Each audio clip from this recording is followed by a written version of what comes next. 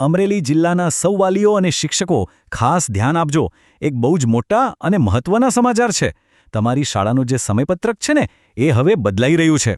ચાલો આજના વિશ્લેષણમાં સમજીએ કે આખરે આ ફેરફાર છે શું અને તેની શું અસર થશે. તો મનમાં ઘણા સવાલ થતા હશે, ખરું ને, કે બરાબર શું બદલાઈ રહ્યું છે? આ નવો નિયમ કોને લાગુ પડશે અને સૌથી અગત્યનું ક્યારથી? ચિંતા ના કરો, આ બધા જ સવાલોના જવાબ આપણે અહીં મેળવીશું. આ માહિતી બધા માટે ખૂબ જ જરૂરી છે, એટલે ધ્યાનથી સમજજો. જુઓ, આપણે જે પણ વાત કરવાના છીએ ને એ કોઈ અફવા નથી. એ સીધી આ સત્તાવાર પરિપત્ર પર આધારિત છે. મતલબ કે આ જિલ્લા શિક્ષણ અધિકારીની કચેરીનો એક પાક્કો હુકમ છે. એટલે એક વાત નક્કી છે કે આ માહિતી એકદમ સાચી અને સચોટ છે. તો ચાલો હવે સીધા જ મુખ્ય વાત પર આવીએ, જેની બધા રાહ જોઈ રહ્યા છે.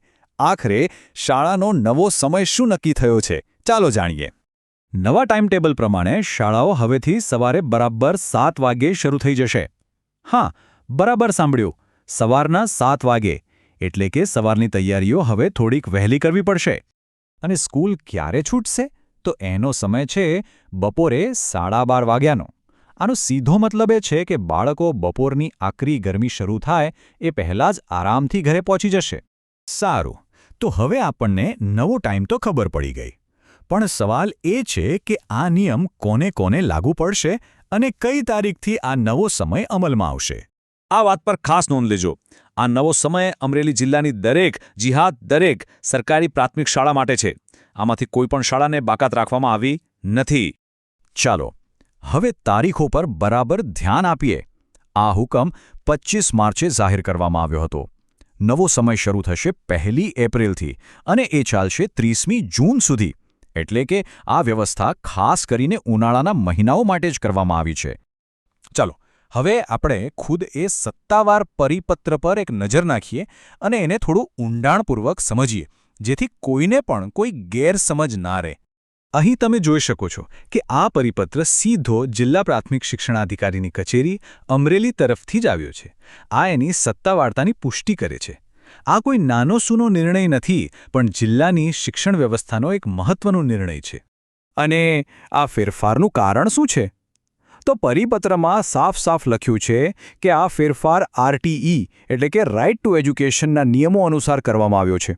આનો અર્થ એ થયો કે આ નિર્ણય માત્ર સુવિધા માટે નથી, પણ વિદ્યાર્થીઓના હિત અને સ્વાસ્થ્યને ધ્યાનમાં રાખીને લેવાયેલો એક કાયદાકીય નિર્ણય છે, જેથી બાળકોને ઉનાળાની આકરી ગરમીમાં ભણવું ન પડે. અને છેલ્લે આ આદેશને પાક્કો કરવા માટે અહીં નીચે તમે જોઈ શકો છો જિલ્લા પ્રાથમિક શિક્ષણાધિકારીની સહી અને સત્તાવાર મોહર છે. આનાથી એ સ્પષ્ટ થાય છે કે આ આદેશ સંપૂર્ણપણે અધિકૃત છે અને તેનું પાલન કરવું દરેક શાળા માટે ફરજિયાત છે. ઓકે, તો આટલી બધી વાત પછી સૌથી મહત્વની અને યાદ રાખવા જેવી બાબત કઈ છે? ચાલો આખી વાતનો સારાંશ ફરી એકવાર સમજી લઈએ, જેથી તે બરાબર યાદ રહી જાય. બસ આ એક વાત મગજમાં બરાબર બેસાડી દેજો. તારીખ 1 એપ્રિલથી 30મી જૂન સુધી અમરેલી જિલ્લાની તમામ પ્રાથમિક શાળાઓનો સમય સવારના 7 વાગ્યાથી બપોરના 12:30 વાગ્યા સુધીનો રહેશે.